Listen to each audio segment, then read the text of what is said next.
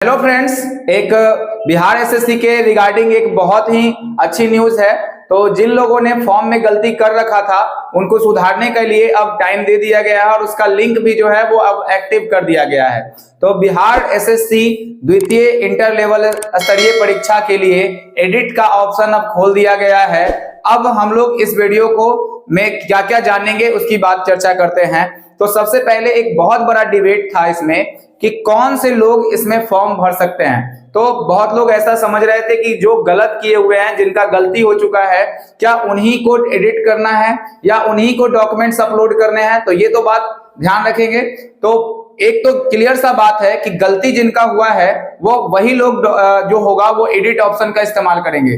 लेकिन एक विकल्प यहाँ पर मुद्दा सबसे बड़ा है कि अपलोड जो डॉक्यूमेंट्स करने हैं क्या एडिट वाले को ही करने हैं, यानी गलती जिन्होंने किया है उन्हीं को ही डॉक्यूमेंट्स अपलोड करने हैं या सभी विद्यार्थियों को अपलोड करने हैं। इस वीडियो में आज हम यही बारे में जानेंगे। अगर आप सुधार करना चाहते हैं, एडिट करना चाहते हैं, तो कौन कौन चीजों को आप एडिट कर सकते हैं। जैसे क्या आप नाम में सुधार कर सकते हैं, अगर पापा के नाम में गलती है तो क्या सुधार सकते हैं, एड्रेस में क्या सुधार कर सकते हैं, सर्टिफिकेट नंबर गलत भर गया है तो क्या उसमें सुधार कर सकते हैं। इन्हीं बातों पर हम लोग आज चर्चा करेंगे। उसके बाद दूसरी बातें ये रहेंगी हमारी कि कौन कौन से जो डॉक्यूमेंट्स अपलोड करने हैं और किनको किनको और डॉक्यूमेंट्स अपलोड करने हैं, इनके बारे में भी हम जानेंगे। क्या सभी विद्यार्थियों को और डॉक्यूमेंट्स अपलोड करने होंगे। तो इन सारी बातों की जानकारी हम इस वीडियो में बिल्कुल करेंगे। तो आप वीडियो को अंत तक देखेंगे, एक एक बात आपके क्लियरिटी में सामने आ जाएगी, कोई प्रॉब्लम नहीं होगा।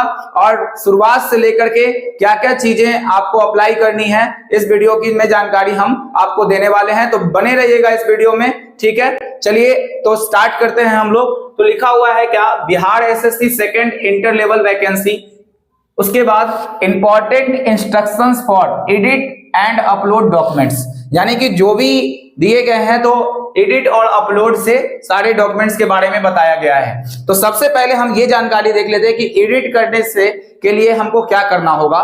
तो सबसे पहले आप उसके वेबसाइट पर जाएंगे और वेबसाइट करने में क्या करेंगे, एडिट करने के लिए आपको एक यूजर नेम जब आप फॉर्म भरे होंगे उस समय और एक क्या पासवर्ड, दोनों या तो मोबाइल नंबर पर हमने यहां लिख दिया है, या तो मोबाइल नंबर के आपके मैसेज बॉक्स में होगा, नहीं तो ईमेल आईडी के आपके मैसेज बॉक्स में होगा। आप जाके वहां चेक कर सकते हैं, वहां आपका ये दोनों बिल्कुल उपलब्ध होगा, ठीक है। चलिए अब आगे बढ़ते हैं। मान लिया जाए कि कोई भी विद्यार्थी जो है वो पासवर्ड भूल गए हैं, तो उनको चिंता करने की जरूरत नहीं है। यदि पासवर्ड भूल गए हैं तो फॉरगेट पासवर्ड का जो ऑप्शन है वो भी दिया गया है। तो बाकी जो भी चीजें उसमें मोबाइल नंबर मांगा जाएगा उसके अकॉर्डिंग आप भरते जाइएगा। तो वो पासवर्ड अब आपका जाएगा कहां, तो ये भी बात ध्यान रखना है कि जिस ईमेल आईडी को आपने फॉर्म भरते समय डाला था उसी पर वो पासवर्ड जो होगा वो आपका चला जाएगा और वहां से आपको यूजर नेम और पासवर्ड को डाल के फिर अपना लॉगिन कर लेना है। जब लॉगिन करेंगे तो सबसे पहले क्या होगा, जब लॉगिन करेंगे तो आपने जो फॉर्म भरते समय भरा था अपना डिटेल्स, वो डिटेल्स आपके सामने आ जाएगा। जैसे पहले डिटेल्स सामने आएगा जो आपने फॉर्म के दौरान भर रखा था, ठीक है, जिसका मतलब आपने नाम भरा था, पिताजी का नाम भरा था या और किसी का भी जो एड्रेस भरा था, सारे लिंक जो है वो एक्टिव हो जाएंगे और पूरा इंटरफेस जो होगा कुछ इस तरह का खुलेगा। यानी कि अब बात करते हैं मेन मुद्दे पर कि आप किस किस कहां कहां आप लोग जाकर के एडिट कर सकते हैं, क्या क्या चीजों में बदलाव कर सकते हैं, किन की क्या डेट ऑफ बर्थ बदल सकते हैं, इन सभी मुद्दों पर हम बात कर सकते हैं। तो देखिएगा, सबसे पहला बात है कि ध्यान से सुनिएगा, फर्स्ट नंबर जो है वो अभ्यर्थी का नाम बदला जा सकता है, लेकिन अभ्यर्थी का नाम ओनली स्पेलिंग एरर भरा जा सकता है। जैसे आपका नाम मुकेश है, ठीक है, तो मुकेश जो लिखा हुआ है, मुकेश में मान लिया जाए ई छूट गया या इसके जगह पे आई लिखा गया, तो इस एरर को आप सुधार सकते हैं। अब ऐसा नहीं मुकेश के जगह आपका अगर राकेश लिखा हुआ है और आप इसको बदलने जाएंगे तो वो पॉसिबिलिटी नहीं है। तो स्पेलिंग एरर को आप ठीक कर सकते हैं, आप पूरे नाम को नहीं बदल सकते हैं, ठीक है। ये सबसे बड़ा इंपॉर्टेंट बात है। उसके बाद पिता और माता का नाम, तो अभ्यर्थी अपना नाम चेंज कर सकते हैं, पिता और माता का नाम चेंज कर सकते हैं, वो भी सिर्फ स्पेलिंग एरर। मैंने इस बात में आपको पीछे समझा दिया है, जो जैसे नाम का स्पेलिंग एरर ही आप सीधा कर सकते हैं, उसके बाद और कोई भी चीज उसमें आप नहीं सीधा कर सकते हैं, मतलब नहीं बना सकते। तो क्या बात है इसमें ध्यान रखना है, स्पेलिंग एरर को, नाम अगर पूरा बदला हुआ है तो आप चेंज नहीं कर सकते हैं। आगे बढ़ते हैं हम लोग।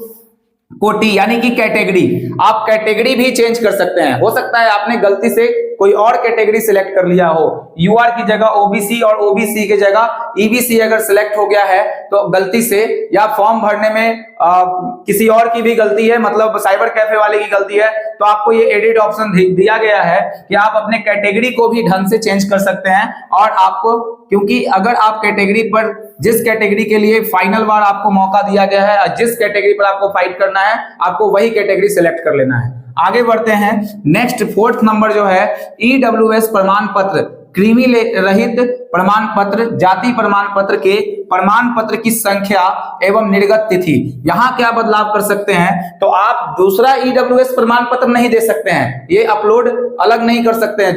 जो संख्या आपने दी है, आप एक बार उन संख्या का मिलान जो है वो दोबारा कर लेंगे, जो आपने भरा है और जो आपने क्रीमी लेयर प्रमाण पत्र दिया है, क्या दोनों का जो, या ईडब्ल्यूएस प्रमाण पत्र दिया है, क्या दोनों का संख्या मैच कर रहा है, यही चीजों को आपको बदलना है। तो ईडब्ल्यूएस प्रमाण पत्र और इसके जाति प्रमाण पत्र के ध्यान रखना है, या तो उसकी संख्या या तो उसकी तिथि। तो फॉर्म भरने के समय दो चीजें मांगी गई थी, उसकी संख्या मांगी गई थी और तिथि मांगी गई थी। तो आप एक बार तिथि का मिलान कर लीजिएगा और एक बार संख्या का मिलान कर लीजिएगा, क्या वो सही है। अगर आप सोच रहे हैं कि हम दूसरा ईडब्ल्यूएस प्रमाण पत्र जाके बना के दे देंगे, तो वो वैलिड नहीं है, वो आप नहीं कर सकते, उसको चेंज नहीं कर सकते हैं। आगे है जन्म तिथि, और जन्म तिथि को भी आप चेंज कर सकते हैं, लेकिन ध्यान रखना है सिर्फ अगर दिन में आपने गड़बड़ी किया है या माह में गड़बड़ी किया है तभी आपका सुधार हो सकता है। जैसे आपका जन्म तिथि है 20/1, ठीक है ना, 1999, ये जन्म तिथि है आपका, तो आप सिर्फ मान लिया जाए 20 की जगह क्या हो गया,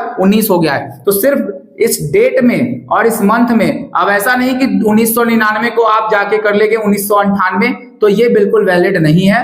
आप जो है वो सिर्फ और सिर्फ इसके सिर्फ दिन और माह में आप चेंजिंग कर सकते हैं। आगे देखते हैं, उसकी जो वर्ष होंगे वो चेंज नहीं होंगे। सभी प्रकार के शैक्षणिक एवं अन्य प्रमाण पत्रों के निर्गत तिथि एवं प्रमाण पत्र की संख्या, यानी कि जो प्रमाण पत्र का संख्या आपने डाला है उसको मिला लेना है, और उसके बाद शैक्षणिक जो है, सभी प्रकार के शैक्षणिक एवं अन्य प्रमाण पत्रों की निर्गत तिथि एवं उसकी तिथि, यानी किस डेट में आपका जो सर्टिफिकेट है इशू हुआ है, आप उन दोनों को बदल सकते हैं। बाकी और कोई सुधार इसमें, आपको सर्टिफिकेट बदलने का सुधार इसमें नहीं होगा।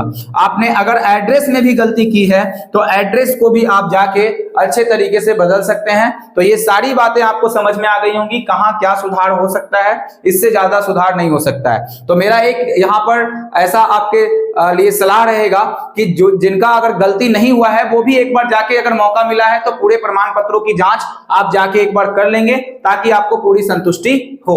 चलिए आगे बढ़ते हैं। टाइपिंग डिटेल्स और कंप्यूटर नॉलेज डिटेल्स को भी एडिट कर सकते हैं आप, है ना। तो जो भी टाइपिंग में अगर आप सर्टिफिकेट आपने दिया है टाइपिंग का और कंप्यूटर का, तो आप उसमें भी एडिट कर सकते हैं। आप जाके उसको अगले स्टेप में एडिट कर लीजिएगा, ठीक है। सेकेंड स्टेप में ये होगा, जिनको कोई सुधार करना है वे 7, जिनको कोई सुधार नहीं करना है, ठीक है ना, यहां पर नहीं होना चाहिए था, नहीं करना है, वो सेव एंड नेक्स्ट पर करके अपना डॉक्यूमेंट सीधे अपलोड करेंगे। यानी कि अब डाउट क्लियर हो गया होगा कि डॉक्यूमेंट्स तो सबको अपलोड करने हैं, ठीक है, ये बात आप ध्यान रखेंगे। तो अगर आपकी गलती हुई हो या गलती नहीं हुई हो, दोनों स्थितियों में आपको डॉक्यूमेंट्स को अपलोड करना होगा। और ऐसे में क्या क्या डॉक्यूमेंट्स अपलोड करने होंगे, अब मैं इनकी जानकारी आपको उपलब्ध करवा रहा हूं। तो पहले आप एक बात समझ लेंगे कि मान लिया जाए कि कोई स्टूडेंट हैं और वो ऐसा सोच रहे हैं कि हमने तो कोई फॉर्म में गलती नहीं किया और हमें क्या करना होगा, कुछ भी नहीं करना है। तो आप ये जान लेंगे कि वैसे स्टूडेंट जिनको, मैं एकदम साफ साफ क्लियर कर रहा हूं यहाँ पे, कि वैसे स्टूडेंट जिनकी कोई गलती है या नहीं है, डॉक्यूमेंट सबको अपलोड करना होगा, ठीक है। इस बात की जानकारी आप बिल्कुल एकदम क्लियर रहिए, इसमें कोई डाउट की बात नहीं होनी चाहिए। और जिनको सुधार करना है वो सुधार करेंगे और उन प्रोसेस से उनको भी गुजरना होगा। आगे आपको सेव एंड नेक्स्ट करते हुए जाना है अगर कोई गलती नहीं है, लेकिन फिर भी मेरी एक सलाह है कि आप इसको मिला लेंगे, ठीक है। चलिए अब आगे देखते हैं, तो कौन कौन से डॉक्यूमेंट्स जो है वो आपको अपलोड करने हैं और कितने कितने के बीच में आपको अपलोड करना है, ताकि आप एक अपने से फाइल बना लेंगे और उसके बाद करेंगे। तो देखिए सबसे पहले क्या है, अभ्यर्थी निम्नलिखित प्रमाण पत्रों को अपलोड करेंगे। तो पहला नंबर, मैट्रिक का मार्कशीट आपको अपलोड करना है, ठीक है। दूसरा, मैट्रिक का सर्टिफिकेट आपको अपलोड करना है। इंटरमीडिएट का मार्कशीट, दूसरा इंटरमीडिएट का सर्टिफिकेट आपको अपलोड करना है, यानी जिसका नंबर आपने दिया है उसी को अपलोड करेंगे आप, ध्यान रखेंगे इसको। अस्थाई निवास प्रमाण पत्र, ठीक है ना, ये आप करेंगे। डोमिसाइल आप अपलोड करेंगे। उसके बाद जिनका ईडब्ल्यूएस है तो ईडब्ल्यूएस सर्टिफिकेट, एनसीएल है तो एनसीएल सर्टिफिकेट, एससी है तो एससी सर्टिफिकेट और एसटी है तो एसटी सर्टिफिकेट, ये आपको अपलोड करने हैं। बात समझ में आया। अगला है दिव्यांगता प्रमाण पत्र, जो अगर आपका दिव्यांगता प्रमाण पत्र है, जो दिव्यांग व्यक्ति हैं उनके लिए ये है, वो अपलोड करेंगे। तो आप इसमें से जो भी प्रमाण पत्र आपको जरूरी है वो आप देखते चले जाएंगे। स्वतंत्रता सेनानी के आश्रित प्रमाण पत्र, तो जो लोग फ्रीडम फाइटर से रिलेटेड हैं वो अपना प्रमाण पत्र दिए होंगे, वो भी अपलोड करना होगा आपको। अब देखिए कंप्यूटर से संबंधित प्रमाण पत्र, तो ये आपको अपलोड करना है। टाइपिंग वाला अगर आप पोस्ट का फॉर्म भरे हैं तो टाइपिंग से सर्टिफिकेट जो दिए हैं तो वही सर्टिफिकेट को आपको अपलोड करने हैं। आगे देखते हैं फोटो युक्त पहचान पत्र, जैसे वोटर आईडी कार्ड, आधार कार्ड, इस तरह से जो आप दिए होंगे उसको ही आप अपलोड करेंगे जिसका नंबर आपने दिया है। भूतपूर्व सैनिक अगर आप हैं तो उसका प्रमाण पत्र लगेगा, सभी को नहीं लगेगा, जो एलिजिबल है उनको लगेगा। बिहार सरकार में अगर सरकारी नौकरी पे है, संविदा में कार्यरत हैं, तो उनका प्रमाण पत्र बनता है, वो देना होगा। और फिर ध्यान रखना है सबसे इंपॉर्टेंट बात कि आखिरकार जो हमको अपलोड करना है डॉक्यूमेंट्स को, वो कैसे करना है, तो हमने लिख दिया है कि पीडीएफ में करना है सबसे पहली बात, और जो साइज होना चाहिए वो 50 KB से लेकर के 1 MB के बीच में होना चाहिए, ठीक है। तो आप सारे प्रमाण पत्रों को जो आपको अपलोड करना है, जिसके लिए आप एलिजिबल हैं, टाइपिंग भरा है तो टाइपिंग के लिए आपको पोस्ट भरना होगा, जो नहीं भरे हैं उनका ऐसा जरूरी नहीं है कि एकदम भरना ही है। आपने टाइपिंग पोस्ट को प्रेफर नहीं किया है, टाइपिंग सर्टिफिकेट का नंबर नहीं दिया है, तो आप बिल्कुल भी उस चीज को नहीं भरेंगे। उसके बाद पीडीएफ में हर चीज को आप एक जगह पहले कर लेंगे कंप्लीट, और उसके बाद जो होगा तब देन फॉर्म फिलअप करना शुरू करेंगे। एक और जानकारी है, इसको आप ध्यान रखेंगे अपने में, कि अगर आप जैसे 3 स्टेप्स में फॉर्म भरा जाना है, पहला स्टेप, दूसरा स्टेप और तीसरा स्टेप।